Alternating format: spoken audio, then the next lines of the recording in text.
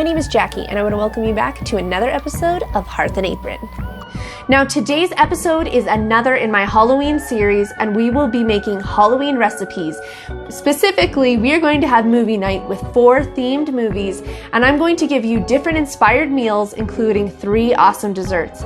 I can't wait to share this all with you, and I've actually got a lot of content packed in here, so let's get cooking. Welcome, honored guests. Tonight's themed meal is going to be based off of one of my family favorites, and I'm sure it's one of yours as well. We are going to be watching the Addams Family, of course, and our meal is going to be inspired by Mama's entrails and appetizers they serve to their guests in the beginning of movie 1. So I'm going to show you how I make a meat and cheese platter that is just to die for. And then I'm also going to be giving you some bewitching tips to take your box cake to bakery made. Now, before we get started, I wanted to take a second to show you some of the different things that we were going to be putting on tonight's cheese and meat tray. Now, of course, this is way too much food for the 3 of us, and that's actually a beautiful thing because I get to add a lot of variety to my chartboard, and this is going to cover us for lunches and snacks for days to come. Now, anyways, let's go ahead and get started showing you what I picked up. I have some Black Forest ham, some salami. Now, I noticed that this was cooked with applewood, like it's applewood smoked, and I've not ever had that, so I'm really excited to try it out. I also have some uncured pepperoni, a little bit of little smokies just for fun because I had them included for another recipe. Now, when it came to our cheeses, I have some triple cream brie right here, as well as some Laughing Cow spreadable Swiss, some, I don't know how you pronounce it, garlic and herb dip, as well as some marinated mozzarella that we are going to try to use with some of our olives to make like spooky eyeballs, just to kind of give it a little bit of some extra Halloween flair, as well as some smoky jalapeno spreadable cheese. Now, when it comes to our olives, I have stuffed olives with jalapeno and garlic. They are double stuffed, and I picked these up from World Market. I'm so excited to try them. We also have some marinated artichoke hearts, baby dills. I know some people like sweet gherkins, but that's just not my family's flair. I also have some pistachios, some Clamato olives, as well as these green olives. These are actually really fantastic if your kids want to try and reach out a little bit with their olives, but they really, in honesty, like the black olives. This is the way to go. They're smooth, they taste fantastic. Let me know if you try them, what you think of them.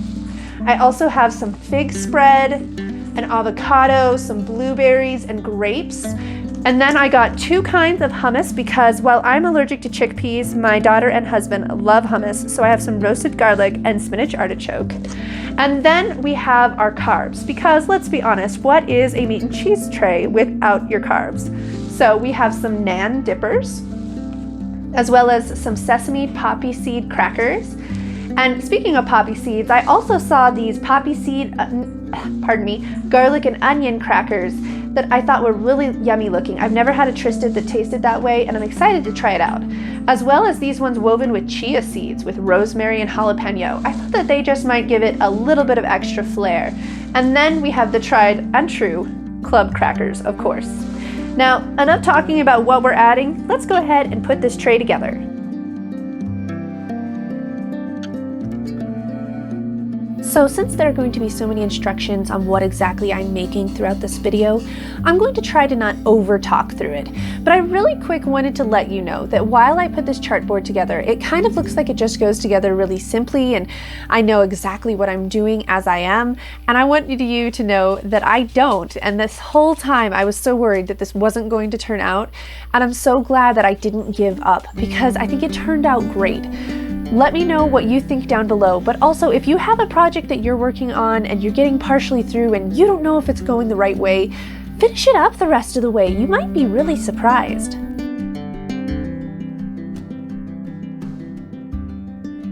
I chose to make this on my little kitchen island because it was the largest cutting board space that I had, and I keep it super clean. But also because this little station has wheels, so I was able to scoot this out into the living room so we could just snack on it as we pleased while we enjoyed our Addams Family movie marathon.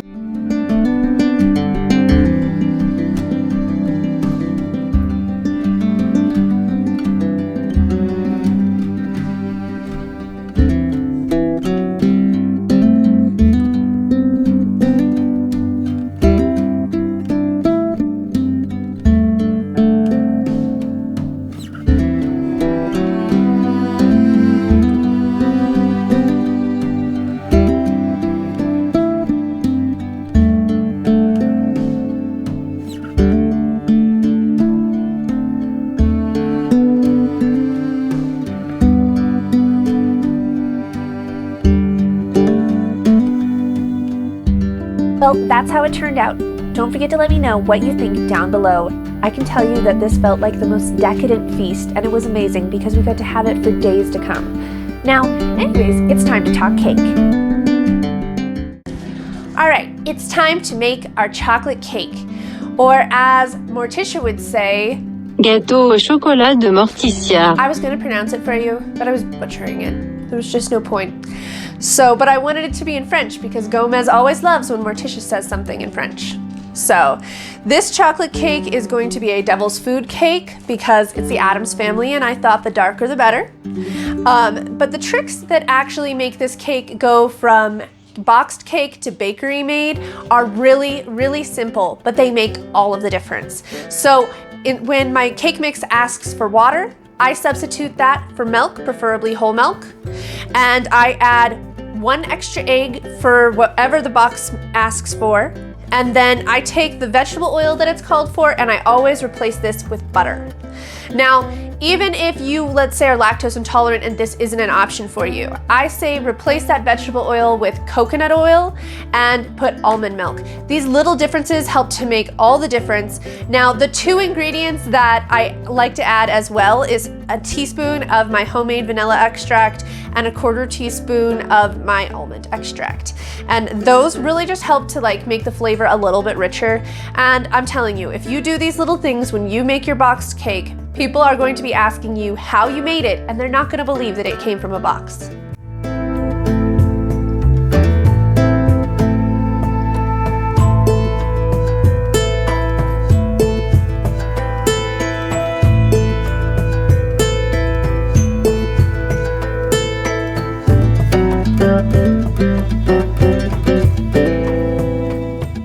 Okay, so I have a baking tip for you. I know a lot of people just like to grease their pan when making any kind of baked goods. For me, I like to cut a piece of parchment paper for the bottom of my pan because it really helps to make sure that I don't have any problems with sticking.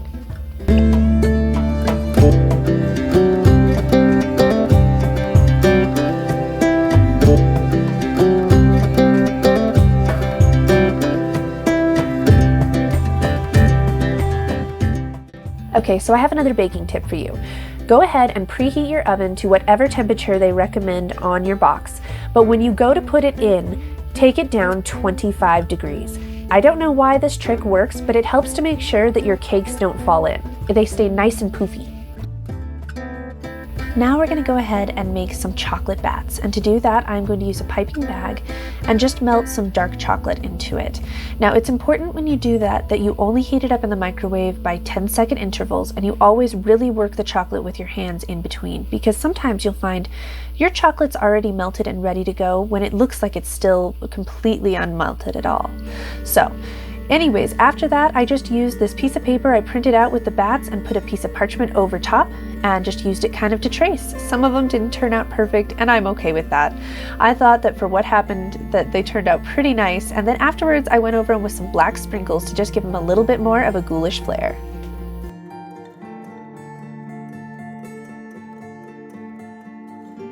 Now we're going to go ahead and make some mascarpone whipped cream frosting, and to do that I'm going to use an entire package of mascarpone as well as 1/2 cup or less of sugar. I don't like my frosting really sweet. And then 1.5 teaspoons, pardon me, of vanilla and a dash of almond extract. And I'm just going to whip this up in my mixer until everything's well blended, and then I'll take it and set it aside. After that, I'm going to put in 1 cup of heavy whipping cream, and I'm just going to let it beat in here until it's fully whipped.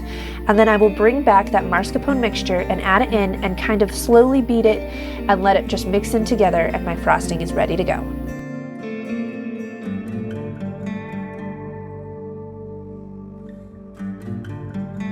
Now I'm going to go ahead and just add my frosting to my 2 cakes, and you can see it takes me a little bit of time. I am not a master baker, I am just doing this for my own recreation, and the frosting is actually the hardest part for me, just kind of getting it all on evenly, and so you'll see that at points I kind of struggle, but in the end it looked great, and even better, it tasted great.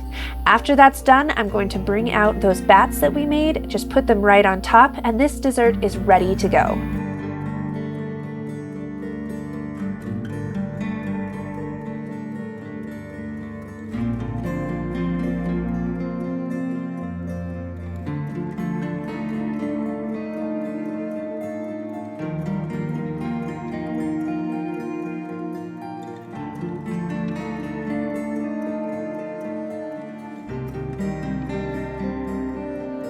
I hope you're enjoying these ghoulishly good recipes. If you try any of them out, don't forget to take some photos and tag me on Instagram. I want to know how it turned out for you.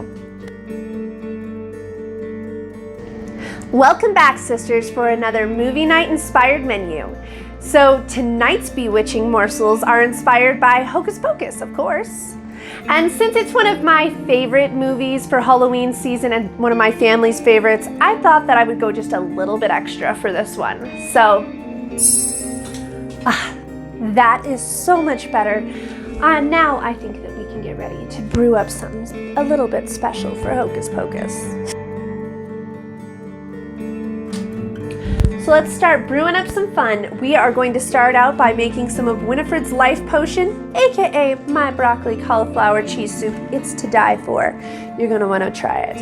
As well as some fried dead man's toe. Can't forget that, it's an important ingredient.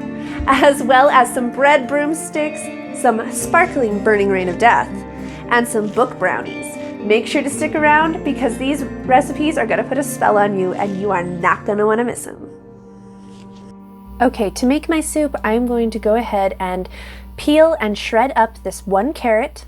And then I have these little itty bitty celeries that are from my yard, and I'm just going to kind of cut them up really finely, as well as the shallot. And all of these are going to be sauteed in my cast iron pan with a little bit of butter. And once that has really started to cook for about 10 minutes, you're gonna see that everything starts to become a little bit more tender. We are going to throw in 1.5 cups of riced frozen broccoli and 1 to 1/2 cup of riced frozen cauliflower. Now the reason that we're going to put these ones into and saute them first is because they are fresh ingredients, so they need a little bit more time to cook.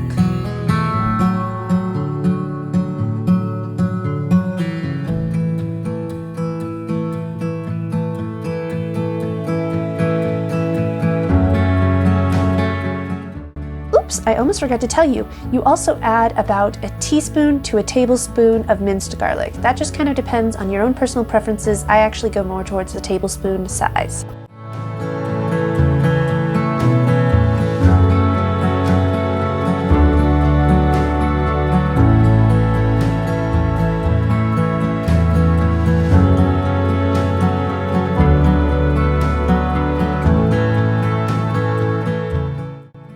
Now that those frozen vegetables are in the pot with us, we are going to let them kind of cook for about 5 to 10 minutes off and on with the lid. Basically, we want them to cook up and kind of just become really tender. You're going to smell the broccoli and cauliflower in the air by the time it's done. And once you've smelled that, I want you to add 32 ounces of chicken broth. I used a chicken bone broth. And then you just kind of let this cook for another 15 to 20 minutes with this bone broth in so that all those soup flavors can just blend for a little while. Now that we've let this cook for about 10 to 15 minutes, we are going to add 1/2 cup of heavy whipping cream as well as 1 teaspoon of salt and as much pepper as you would like. I couldn't actually measure this time because I was using a grinder and that just kind of makes it really difficult. Right now we're going to go ahead and thicken up this soup. And I am just using this measuring spoon simply because it's a small enough thing that I could use and put it up in front of the camera. But basically you're going to use under 1/4 cup of milk and a teaspoon of flour. And you're just going to mix this up really well and then throw it in with your mixture and let it cook for at least another 5 minutes. And once your soup cools, it will actually make sure that your soup is nice and thick. Okay, as you can see, I already did this, but you want to also add 2 giant handfuls of whatever cheese of your choice. I like to use a Mexican or Colby Jack cheese, and then you are going to stir this constantly until that cheese is completely blended in, then set it aside, let it cool, and the soup is ready to go. Okay, ladies, we've got everything chopped, the soup is ready. Now it's time for that last final ingredient. Let's fry up some dead man's toe, aka Little Smokies. Okay guys, so it wouldn't be Hocus Pocus without a little bit of dead man's toe. So for these, I used a Little Smokies and I just cut off the end so that it looked like it was a toenail and then put 2 little slivers in for the knuckles and let them fry up in a little bit of olive oil. There was really no need for these in this recipe. They're just a little bit of added fun if you are a Hocus Pocus freak like me.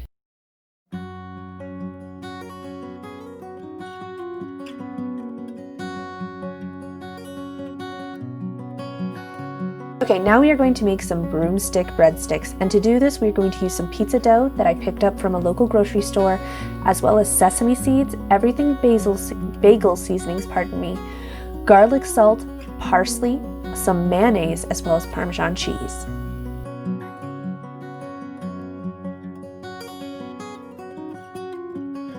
We're going to go ahead and roll these out on my baking mat. I got these on Amazon and I will link them down below. They make all of my baking with dough so much easier.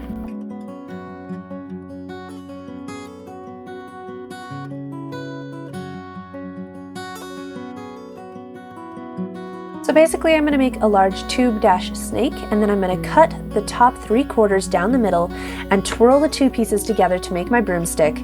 And then on the other side I'm just going to make a whole bunch of little cuts and try to splay it out so it looks like the bottom of my broom.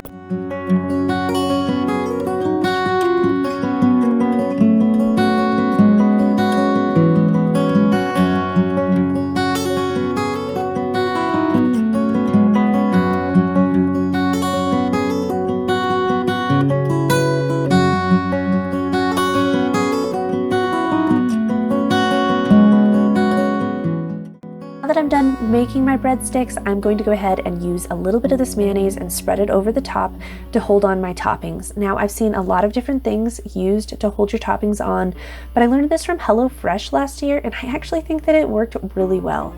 I hope that you try these out and that you really enjoy my breadsticks broomsticks. Let me know down below what you think. I have all the seasonings on my breadsticks. I'm going to throw them in the oven at 350 degrees until they're nicely browned.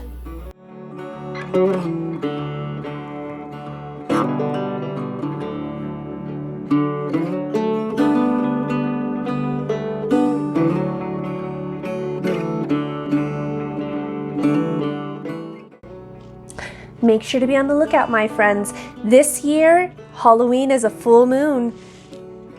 Watch your friends. You don't want any of them to light the black flame candle. It's 2020. We don't need any more. So now I am cutting out a free printable that you will find in the description down below for Sparkling Burning Rain of Death. If you remember when the witches actually first come back to life, Max holds his lighter up above the water and makes the water come down everywhere and scares them with his burning rain of death.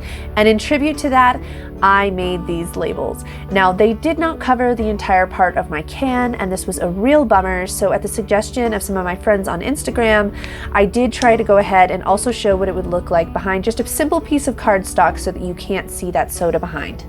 Just to give you a small idea of some of the little details on this label that you can print down below, you will see that it is from Black Cat Brewing Company, Sparkling Burning Rain of Death, brewed in Salem since 1692, with ingredients of angel's tears, ghost breath, captured sunbeams, and Pandora's hope, of course. Basically, I am a giant geek and I had a dramatic amount of fun with this, and I wanted to share it with you. I did not feel that the double sticky tape held this on appropriately. If you choose to add the cardstock layer behind, please use some hot glue. I think it will work much better for you.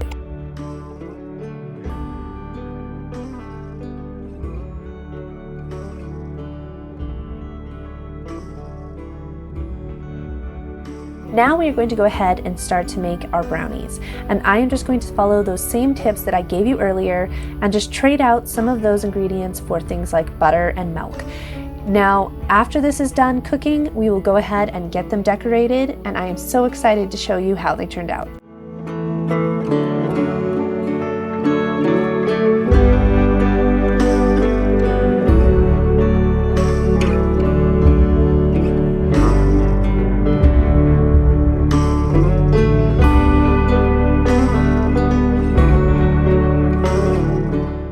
My brownies are done, I'm going to use the parchment wings that I did on the side to just kind of help me pull it right out and let it cool on a wire rack.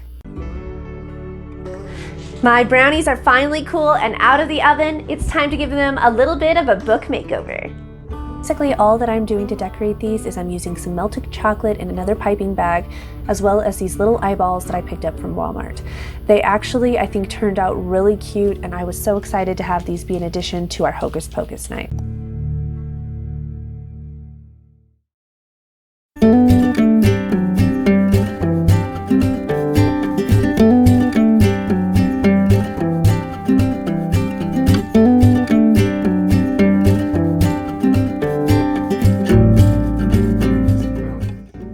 Welcome back, friends. For tonight's movie night themed meal, we are going to be making food inspired by The Corpse Bride. So one of our main entry meals we are making is going to be inspired by the world above, and one inspired by the world below, as well as a special drink idea that the whole family can enjoy. I hope that you will stay tuned and check it out. So for the first dish that we're gonna make, it is actually inspired from above, from Victoria's Ill-Fated Wedding. And we are going to be making my own version of Cornish game hens. This is actually the first time that I've ever made it, and I'm actually really kind of a squirmish cooker when it comes to meat. So, which is honestly one of the reasons why I generally just show you me cooking, is so you don't see the weird looks on my face, but I thought it might be a little fun to include you in my own personal horror today. Hey guys, so I just got done cleaning the 4 little Cornish game hens for dinner, and I feel like a baby chicken murderer. So to make these hens, I started out by preheating my oven to 425 degrees, and then I took out my Dutch oven and I put lemon olive oil all along the bottom, and I kind of made sure it had a good coat, and I put it into the oven for about 15 minutes, which is exactly how much time it took me to prep my chickens. Well, I guess Cornish game hens. You get the point.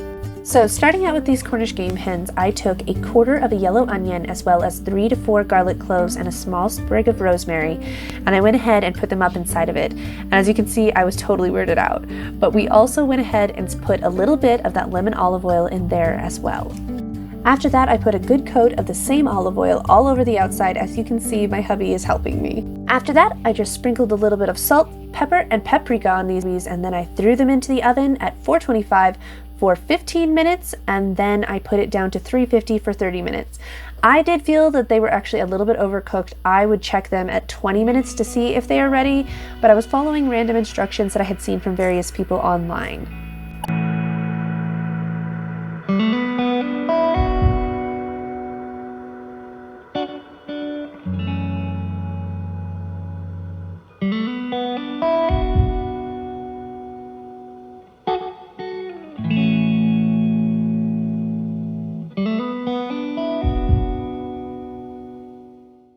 And now we're going to make some ghoulish macaroni and cheese. And to do that, I am basically going to be dyeing my noodles and cheese sauce green. And I'm going to do it in 2 different color greens because I feel like it adds a little bit of extra color and texture.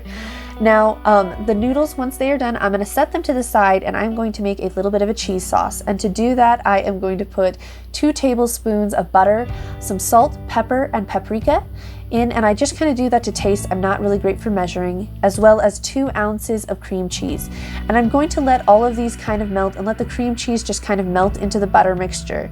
And once I feel like it's starting to really do that and everything's getting really soft, I'm going to add 1/2 cup of heavy whipping cream and let that mix in really, really well. Now, then I'm going to add a little bit of some mint green dye and just kind of mix that in. You're going to see that the cream cheese takes a little bit to get all mixed in appropriately. And then I'm going to add a giant handful of just some Mexican cheese is what I have right now, but I really like the Colby Jack as well.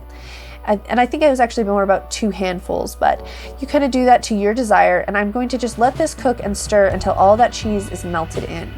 And I'm going to actually add in just a little splash of milk, and if you feel like it's too thick, just add as much milk as you think is needed. I like it to be a little bit thick when I add my noodles in. Then, once this is all done, I'm just going to add in those noodles, and because this is a baking safe pot, I am just going to stir this all up, cover it with a little bit more cheese, and then I'm going to show you the secret little mixture that I make to make my macaroni a little bit extra. The trick that makes my macaroni and cheese just a little bit above and beyond, of course I add this handful of extra cheese, but I also add 1/4 cup of my favorite croutons, as well as a hearty helping of crispy onions and crispy jalapenos in the salad topping section. I crunch them up and put them on top, and this just sets it above and beyond, guys. I'm telling you, you've got to try it. So I consider myself a macaroni and cheese aficionado. I love mac and cheese, and this is one of my favorites. Once you add your extra crispy toppings, put this in the oven at 350 until everything melts. You will not regret it. You're gonna love it.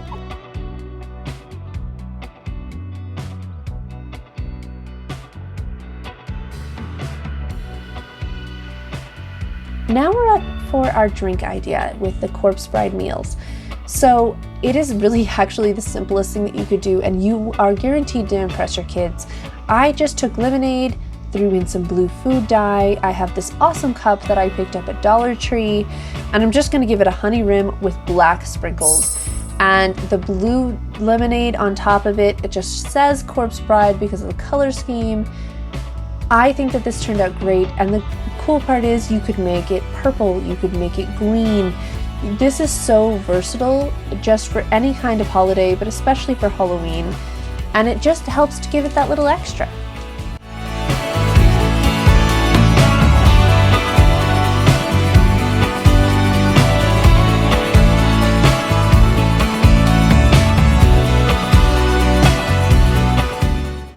Hey there, ghosts and ghouls. We have one more themed movie night meal, and it is for Beetlejuice. And so say it once, say it twice, say it thrice. It's the movie that is always nice. Yes, I had to go that punny. It's just who I am.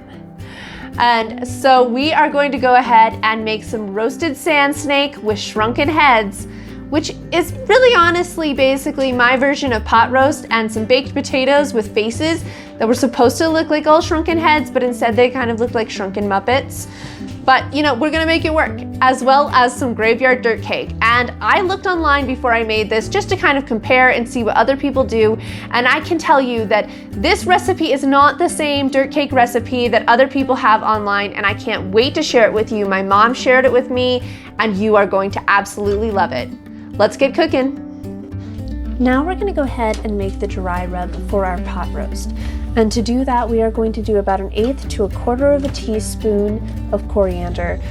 I can't tell you the exact recipe. It's supposed to be the inside of my hand. That's how I was taught. And I'm gonna crush that up in my mortar and pestle.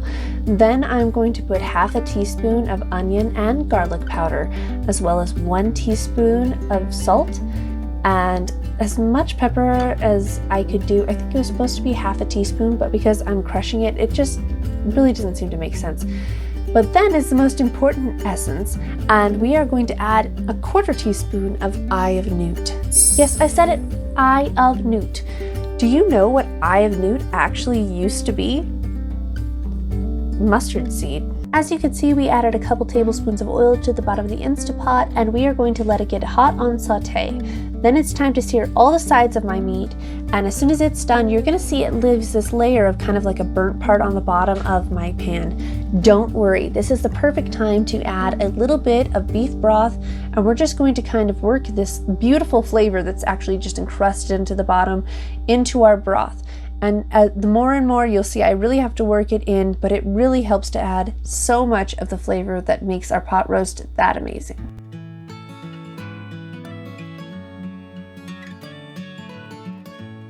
So odd random ingredient, right now is the time that you are going to add a dash of green olive juice to our mixture, as well as 1/2 teaspoon of Worcestershire sauce and just a little bit more beef broth. We're also going to add 1 yellow onion cut up, as well as a head of garlic, and we're just going to go ahead and place this around our meat.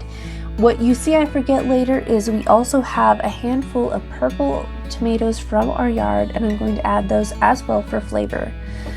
And then we are going to put our lid on and see how it goes. Okay, so now we are making our shrunken head potatoes. When you make these, I really thought it would be cliche to do the boo face on the bottom. Just do it. If you add a smile, somehow they are like these weird little creepy Muppets.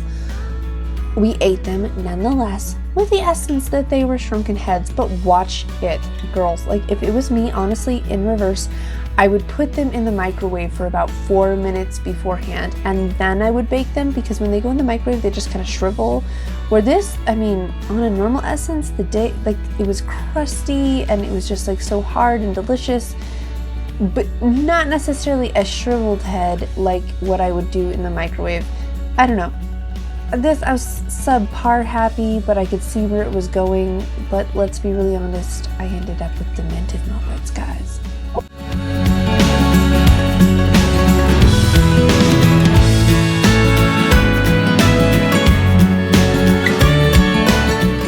So So our meat has finished cooking on the side, so it is time for us to make a roux.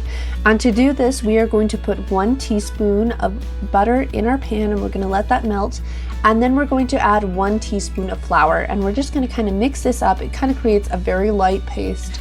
And then we are going to bring in some of that sauce that we cooked our meat in. And we're going to put 1 to 2 cups of this sauce, depending how thick you wanted, and just kind of stir it in. And after it cools, it will become a nice gravy to put on top of our yummy food, and it actually tastes great on the potatoes too. Okay, so now it is time for us to make our last recipe. Don't worry guys, but you're gonna wanna make sure to stay tuned because you don't wanna miss this one. It is graveyard dirt cake, and this is the pudding that we are going to be using inside. We put 1 package of cream cheese to 2 cups of milk for each package of Jell-O pudding. We used a cheesecake and a chocolate, so that gives us 4 cups of milk. And we're just gonna beat this up, and once it starts to set a little bit, we are going to mix in on low a whole package of Cool Whip. And then we will set it aside in the fridge so that this pudding can set while we get everything else ready.